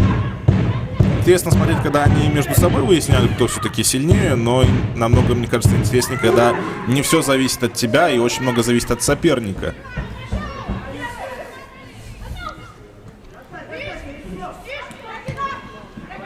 Перехват мяча случается. Суровцева. Ну что, заход на 34-й мяч в сезоне. Милана Суровцева и Екатерина Ковальчук очень уверенно действуют. Сегодня отличилась и Суровцева, и Дудко, и у них у обеих по 33 забитых мяча на счету. Поэтому снова у нас интрига из-за звания лучшего бомбардира чемпионата продолжается.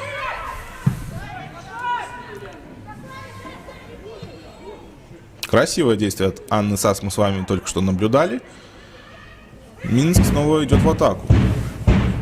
Побегайло.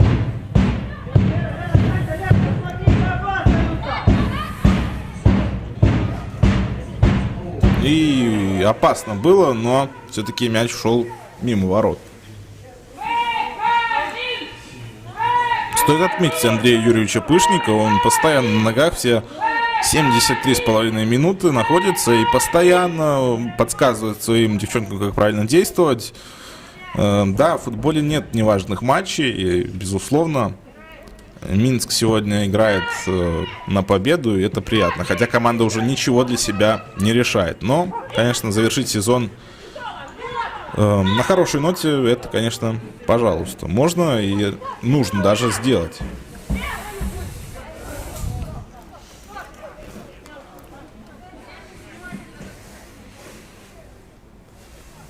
Татьяна Кенда, центральный защитник Немана, будет мяч выбивать. Я думаю, что именно будет выбивать, туда загружать ближе к чужим воротам, чтобы там, как говорится, уже по-простому докопать мяч в ворота, но не получается это сделать, плюс не очень далеко мяч пошел. Отчаянную борьбу за мяч ведет Дарья Джукич против Мусы Заурату, но все-таки Заурату была в этом моменте лучше. Да, Джукич сегодня очень неплохо смотрится.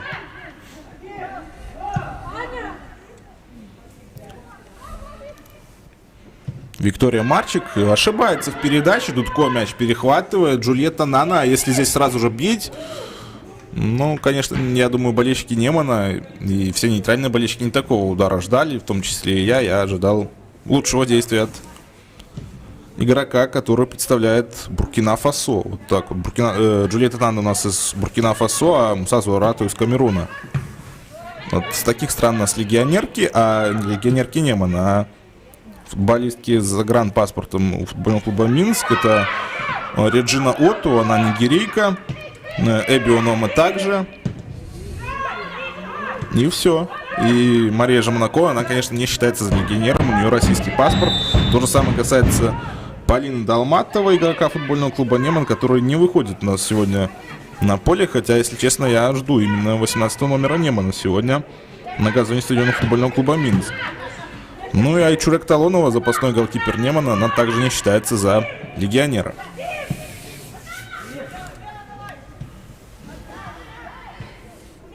Неман пытается идти в атаку.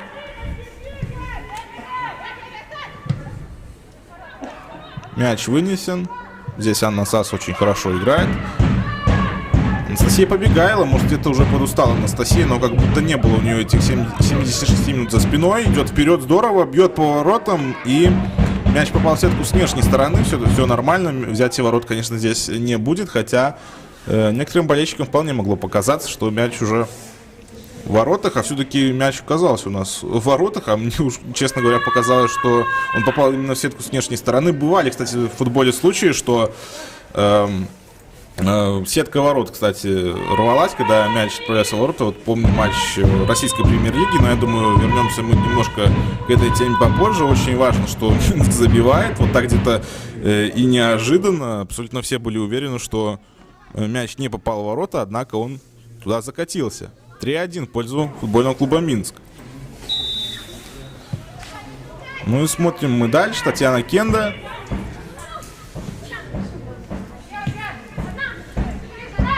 Логинова. Смотрим дальше. Джукич отлично идет дальше. Смотрим, что будет делать 20-й номер. Сейчас буквально в ближайшей паузе, я думаю, разберутся у нас, кто все-таки у нас забил в этом моменте. Уже это известно.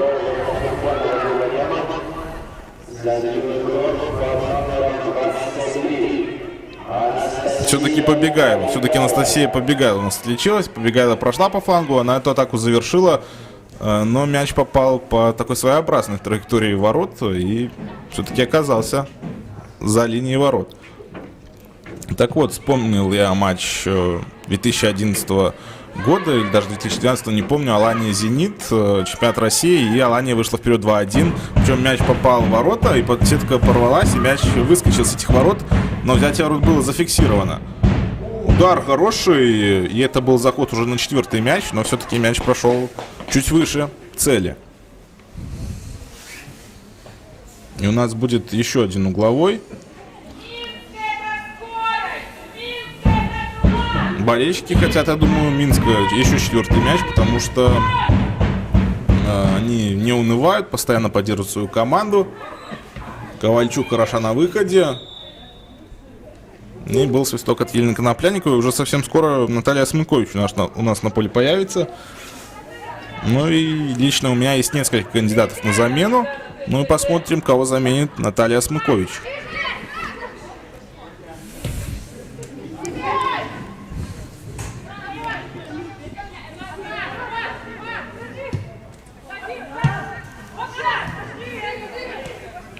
Валерия Богдан разбегается. Валерия хорошо. Хорошее взаимодействие с Суровцевой. Пас пяткой в исполнении Анны Сас. Ну, Анна Сас очень не любит вот такие финты показывать. Это своеобразный Виталий Лисакович, да? Помню, как Виталий Лисакович у нас в чемпионате Беларуси зажигал вот такими своеобразными маневрами. Так вот, в женском футболе Анна Сас исполняет эту роль. Очень техничная девушка, и постоянно от нее что-то ждешь таких опасных финтов. И финт Зидана она исполняла в этом сезоне, и передачей пяткой, конечно. Анна Сас очень хорошо обращается с мячом. Шанс на 4-й, но было положение игры. Диана Бакум забралась в офсайд.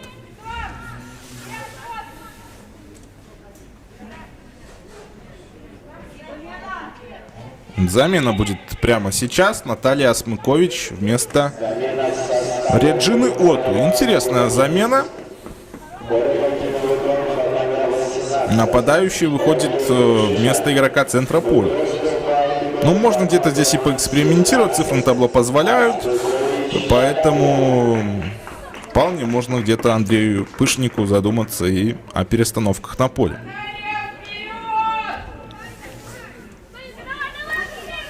Зорко БДУ по-прежнему ведет 3-0 у Бобруйчанки.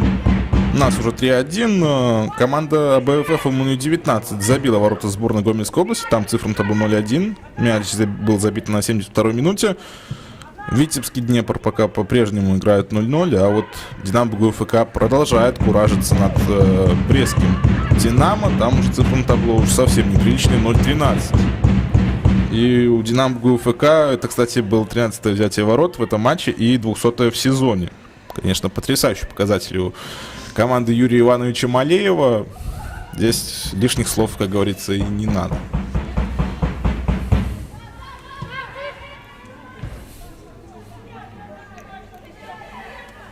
«82-я минута уже готова у нас стартовать. 3-1 против футбольного клуба Минск. Наверное, абсолютно заслуженно, можно сказать. Бронзовые медали, скорее всего, идут Зорки БДУ. Богдан, передача на Жаманакову. Эбионома. Это уже Кубичный, играет на Викторию Марчик. И у Виктории Марчик неплохой сезон получился. Часто выходила из первых минут, но бывали случаи, что начинала матч со скамейки запасных, вот так же, как и сегодня. Но очень уверенно действует 14-й номер футбольного клуба Минск.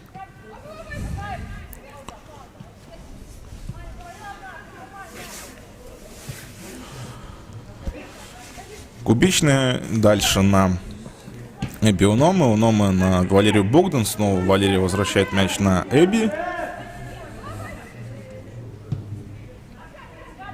Виктория Марчик. Все защитницы футбольного клуба Минск попасовали здесь друг с другом, поотдавали мяч друг другу. И вот теперь Минск пошел вперед.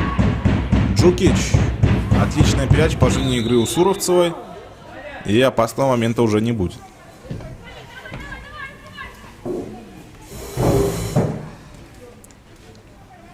Меньше и меньше времени остается у Немана на спасение. У Полины Долматова, кстати, сейчас убегает с разминки.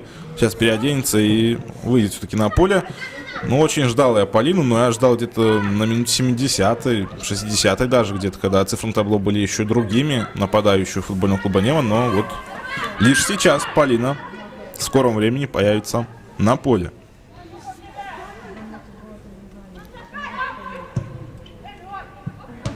Хорошо играет головой 25-й номер футбольного клуба Минска, Бионома. Осмыкович. Пас хороший. Снова Осмыкович. Она пропускала здесь мяч, а здесь наносит удар по воротам. Но теперь уже можно точно сказать, что мяч прошел мимо ворот. Но Минск сумел заработать стандартное положение. Наверное, максимум из этой атаки, что можно было выжать. И будет угловой. Шанс забить четвертый мяч. Почему нет? Там насас, кстати, открывается. И на коротке решили разыграть футболисты Минска этот стандарт. Снова Аня с мячом. Подача хорошая. Здесь хороша Ковальчук. Подбор за Неманом. Джульетта Нана. Пас вперед. Кубичная. Кубичная сыграет назад на Марию Жаманакову.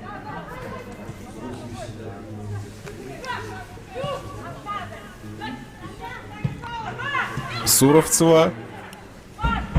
Милана Суровцева делает передачу на Валерию Богдан. Лера может обыграть 1 в 1.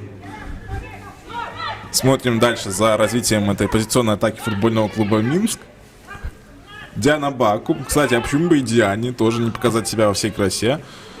Я имею в виду, конечно, не отличиться. Хорошую сегодня Диана проводит. Уже, можно сказать, и провела. Всего-то ничего у нас осталось играть в этом матче и в этом сезоне. Много мячей она наштамповала за Зорку БДУ. И за футбольный клуб Минск также отличалось здесь положение игры очередное. Поэтому Диана Бакум, конечно, тоже потрясающий сезон в исполнении 13-го номера футбольного клуба Минск.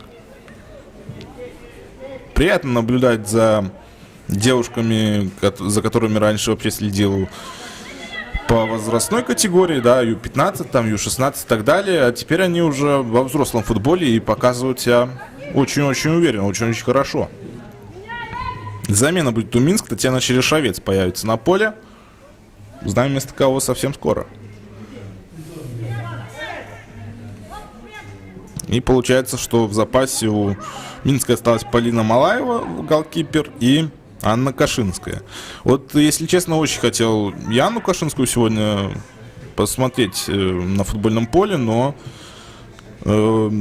она уже сегодня точно на поле не появится. Если пятая замена у Минска будет Черешовец, то Кашинская на поле сегодня не выйдет, и для нее сезон уже завершен. Ну, у Анны неплохой сезон получился тоже, но я ожидал большего игрового времени. Я думаю, что в следующем сезоне Анна будет игроком основы однозначно. Если не футбольного клуба Минск, то любой другой команды, мне кажется, что на Анну Кашинскую в случае чего также будет большой спрос на трансферном рынке. Ну и Долматова появится у Немана. Неман идет в свою атаку. Валерия Харитончик была абсолютно одна, но до нее мяч не дошел.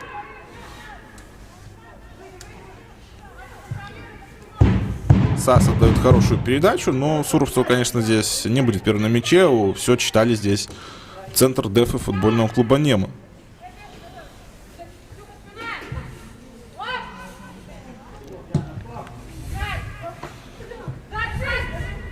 Да, здесь был такое небольшое столкновение Дианы Баку и Джульетты Наны, но все нормально, и обе футболистки не пострадали. Черешовец вместо Анастасии Побегайло. Я уже говорил, что Побегайло, может, где-то подустала. Все-таки весь матч провести на такой скорости ее-то годы, да. Напомню, что самый молодой игрок у нас на поле Анастасия Побегайло была. Это не так уж просто. Но молодец, отпахала на все 100%. И замена у футбольного клуба Неман. Вместо Валерии Харитончик на поле появляется Полина Долматова.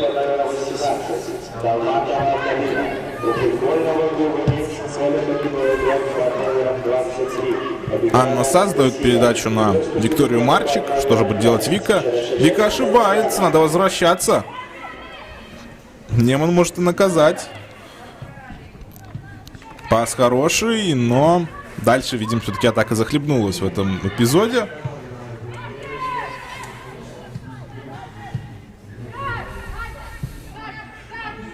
Сас здорово играет головой. Богдан, здесь надо поаккуратнее Валерии действовать. И позицию здесь уступила, но ее подстрахуют партнеры. Это сделает Эбби Ономы, ну и Валерия сейчас уже на привычном фланге играет.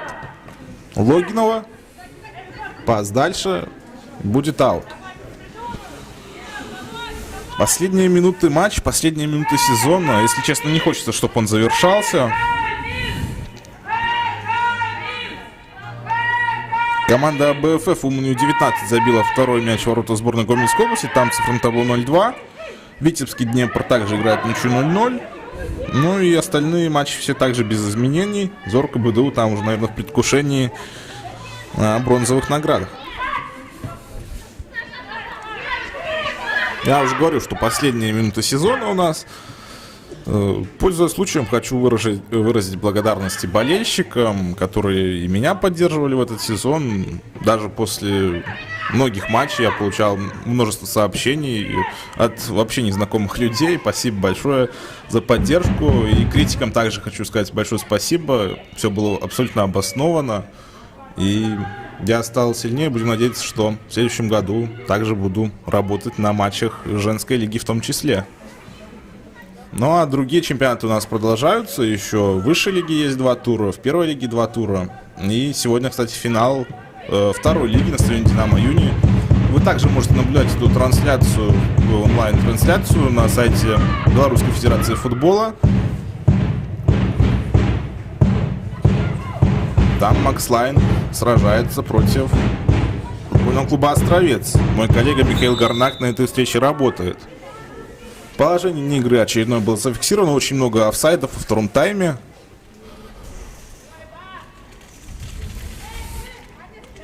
2 минуты у нас будет добавлено к основному времени второго тайма этого матча. Я уже увидел, что какая цифра загорелась на электронном табло Дмитрия Савина, резервного арбитра. 2 минуты у нас будет добавлено.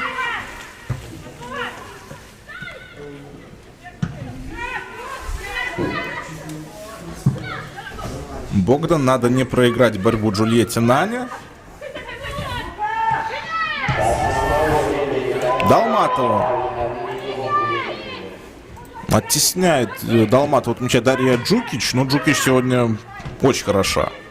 Подкат, кстати, опасный, болезненный. Это без предупреждения все-таки обойдется. Логиновой досталось от Анны Сас. Пошла в подкат Аня и попала по ногам Татьяне Логиновой. Главное, что все нормально, без последствий обошлось в этом моменте.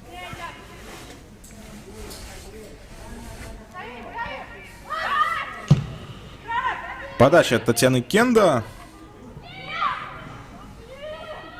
Где мяч, все-таки он ушел за пределы поля, угловой будет назначен.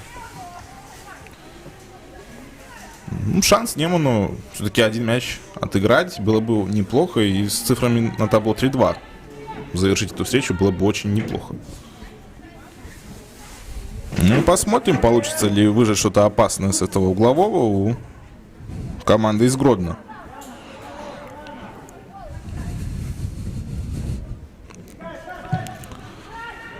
Подача. Здесь неплохо достаточно получилось, но подбор за Неманом остается.